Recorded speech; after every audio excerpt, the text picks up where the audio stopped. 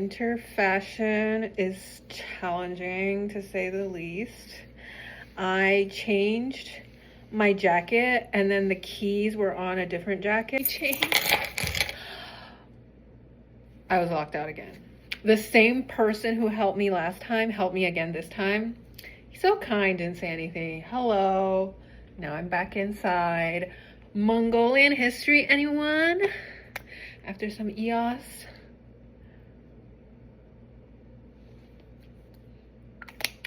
And browse. This was at the pharmacy, and instead of buying bottled water, like what not? We are blessed to be sponsored by certain merchants who immigrated here to the US, and we completed a very successful retreat of a protector of our Drikunkagyu lineage. And so I wanted to fill in the general public with some Mongolian history. I've shared about Maitreya Buddha before, but there's more economic background that I really liked from this book. And I just so happened to read it during one of those times I wanted to take a break from the internet. So I hope you enjoy. Here we have a spread laid out for Achi, and I've also done a drawing of a Mongolian Vajrayana practitioner during Inktober last year, and really has a lot of great artistic inspirations for Tanka enthusiasts like me. So let us begin with History of Ikh Khuree. Zanabazar established several monasteries, and a textual source from 1841 specifies that Ikh Khuree, the main seat of the Jetsundamba Khutuktus, was the outcome of the development of Zanabazar's private Orgu, first elected in 1639. During the Qing dynasty period, however, some smaller portable monasteries also existed. So the yurts that you see in a lot of those Mongolia tourists videos, they also served as monasteries. Two sites in Amdo, a portable Orge or Orgu Dastan within the Labrang monastery, and Namgyal-ling, a tent monastery established by Lamo Lodro Gyaltso, a reincarnation of Tsuchumbar. These and other sites testify to the fact that Ikh Khuree was not the only Buddhist site formed from portable nomadic architecture, yet it was the biggest and politically most important. A high-ranking Mongolian official, Galdan Tuslaksh, active 1835 to 55, of Tushit Khan Wanging Banner, who wrote in his Chronicle of Historical Events, mentions the following details. In the second year of Hong Taiji, of Red Rat, 1636, Khalkhaz Khan Gobod Setsen Khan Sholoi, Zagzag Khan Subudai pledged their goodwill allegiance to Manchu Taizong, 1592 to 1643. At the age of 4, Jetsun Denpa's hair was cut, and he received Upashaka from Jambal Jimba Nomon Khan. At the age of 5, in the year of female earth hair, granted Rabjon vows, Sanskrit Pravrajya. The same year, all Khalkhas gathered in Khalkhas Shirit Sagan Lake and showed him a worship by enthronement, and by granting him the title Gegen and establishing an encampment made of yellow textile. In Zanabazar's biography by a scholar, this information tells us that he returned to his Khuree with a number of Tibetan teachers. In this year, Zanabazar built his Ikh Khuree Dharma seat, Ikh Khuree, with 7 datsans, colleges or monasteries, replicating Drepu's model by Jamyang Choje. In other words, the encampment was described and associated with the Galuk sites in much the same way as Zanabazar's identity was recorded in his hagiographies. The next milestone was year 1654. He began building a ling in a place called Kente Khan. While assembly halls were erected, it appears to be fluid and transferable to other sites. Tibetan Gelug and Qing transformation in Ikh Khuree, the Yellow Palace, imperial symbol of power. So this is all collected by Dr. Tsultemin Uranchimeg. Unlike these Qing-era sources, architectural constructions that were built during Zanabazar's early years, such as the Yellow Palace, the firmly white Assembly Hall, and Abatai Khan's Khorig, indicate Zanabazar's reliance on the imperial tradition of kingship to corroborate a vision of him as a Khalkha ruler. During the era of his successors, the Jetsun Denpa's Yellow Palace became the center of Ikh Khuree, as well as the political and spiritual heart of the Mongols. Two Mongolian maps of Ikh Khuree, one made by Balgan in the late 19th century, and another provide visual resources for the architecture. Ikh Khuree is located in a mountainous landscape with the Selbe River crossing the site and the Tul River flowing to the south. By the time these maps were drawn, Ikh Khuree consisted of two distinct encampment circles, which these maps describe as Ribo, an abbreviation of Ribogejai, Gandan, Shatapling, and Gandan. It becomes Ribo. Mongolian is a fascinating language, to say the least.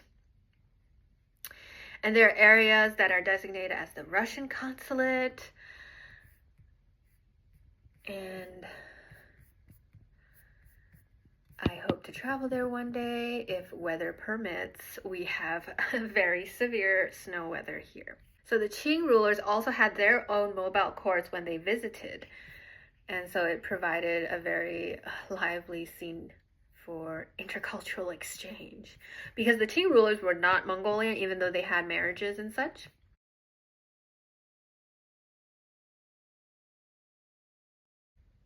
The establishment of philosophical colleges took place during several periods. It began during the time of the Second Jetsun Dampa, first taking place at Hui Mandal from 1736 to 40, and then for a short time at Erdenezu. Later, Tane Datsan study was established in Ikh Khuree in 1756. Medicine and physicians was built in 1760, and astrology school was built in 1779. This broad expansion testifies to the fact that Ikh Khuree was gradually becoming the central city for educating lamas and ethnic Mongols in Khalkha and beyond. Also, more significantly, this set of Datsans was present at Gelug monasteries elsewhere, in Tibet proper at Beijing's Yonghe Gong at Labram, and Kumbum in Amdo, and at Ikh Khuree in Khalkha. International Gelug style was more than architecture. They developed a plan that included divisions of all these studies, so it reflected their knowledge as well as their wish to create the studious environment for the propagation of that knowledge. In 1838, the winter palace of the 5th Jetsun Dampa was built within Gandan Monastery, not only to place it higher above the contaminated wind of the merchants, but also to bring the ruler's presence into Gandan. Several shrines with stupas of the 5th, 7th, and 8th Jetsun Dampas were also built in Gandan. Two colleges at Gandan maintained Damden Yansan as the main deity. The latter was specifically formed by relocating 486 monks from other two colleges to form this new school, where Tibetan teacher Sergei Jetsun Choiji Jetsun's commentaries were the texts used from Sarah J. Datsun of Sarah monastic seat. Worshipped by Padmasambhava and thus belonging to the Nyingma school, this particular form of Hayagriva was mainly practiced in Sera and in its remote Khalkha relatives, Gandan's two Datsans following Sarah J texts. Gandan initially did not have Imags. I think this is an official name, but gradually with increasing number of monks in Ikh Khuree, many Imags of Zun Khuree formed regional houses at Gandan. Thus, the two circles mirrored each other. This formation of regional houses in Gandan was also similar to Sera, as Sera's tantric monastery did not have its own houses, and they belonged to other sections. Administration. The growing authority of Ikh Khuree superseded that of the early stationary institutions, such as Erdenezu Monastery at the city of Uliastat. Founded as a military base, Uliastai held the military command office and governor general, which made Uliastai the most important administrative city directly connected to Beijing in Outer Mongolia. In Outer Mongolia, it was the most important site connected to Beijing. To re-emphasize, Ikh Khuree gradually assumed these roles as a commercial center and monastic study place, advancing the Mongols' vision of the central authority, or as Dr. Song Soo Kim would have put it, Khalkha centrality. There are different Mongolians competing for supremacy at this time, and they supported constructions of the Assembly Hall and Abatai Khan's Korik. It was the mid-18th century that military situation eased and Uliastai became less important for the Manchus, according to one person. But Dr. Uranchimeg thinks that the anti-Manchu perturbations never ceased in Mongolia, as testified by the largest Khalkha rebellion, which took place in 1755. What truly made Ikh Khuree as the central city was Zana Bazar's commitment to reaching out to and connecting with the common people. Not only did Ikh Khuree's mobility support this aspiration, but so did the establishment of the Ministry of Disciples, a strategy of far-reaching foresight. In the history, trade was the essential factor that facilitated the growth of the city. First, when it became equal to such trade centers at the time, it emerged later as the main commercial center, resulting in a steady rise in population. In 1720, therefore, the Manchu court installed in Ikh Khuree a representative of the ministry ruling the outer provinces. Moreover, in 1758, the court decided to install a Mongol representative of the Manchu Angbang in Ikh Khuree, following by a Manchu Angbang in 1761. Wherever Urgu moves, merchants followed it, seems to demonstrate the importance of Ikh Khuree, which the artists also had to depict in their maps. The blue-gray coating demarcates the market areas and the commercial commercial streets mostly run by Chinese traders. The high number and steady flow of merchants and travelers who chose to stay in or near the place formed a new district in the city, which was called Traders' Town, Mai Chung. The merchants left the traders' town located in the city's outskirts every morning to bring their goods to the monks and the lay city residents. These street vendors became such a regular feature. Western porters and eastern porters were the two new streets.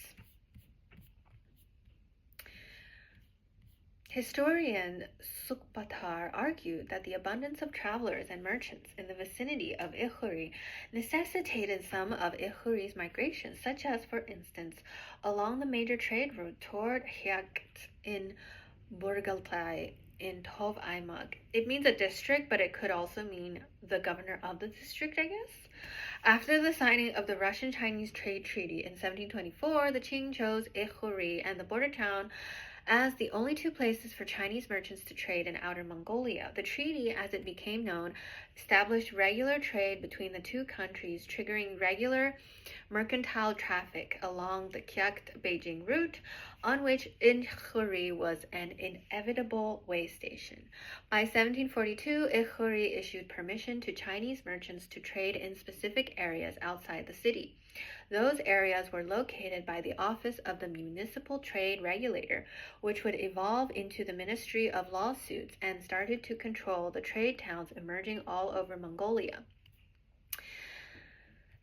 A document quoted a list of merchants who could trade. You needed permission. It included 4 provinces, suggesting that Ikh Khuree's influence and power stretched far beyond the Khalkha, and that now Ikh Khuree was more than simply Hutuktu's demure and a monastery. It was an international trade center and a worldly system with jurisprudential and demographic control.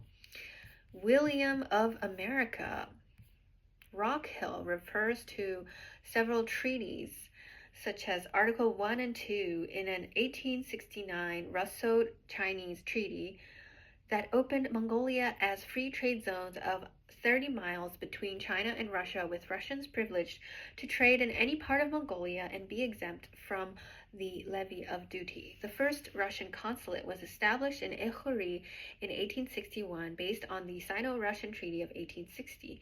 The Russians decided to open consulates not only there, but also in Uliastai, Khovid, and Sharasum in 1905. The Urga, another name, the Urga Lamas never truly reconciled themselves to the development of Urga as a great Chinese trading center, and quarrels occurred regularly until the final crisis in 1911 and 1912, when the Chinese were temporarily forced out. Even earlier, in 1763, Khore Shanzodva issued new regulations that strictly prohibited the hitherto loose interactions of the monks with the lay people. It forced the establishment of a lay district just outside of Zunkhore to the south and separated from the traders' town. The new district was now called the Laymen's District. And a tribal pass reads how interesting these regulations were.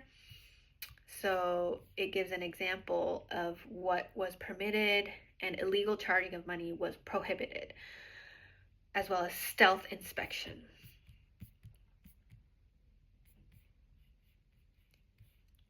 As these documents show, Ikh Khuree, as a nomadic city, gradually took over Uliastai and became more popular.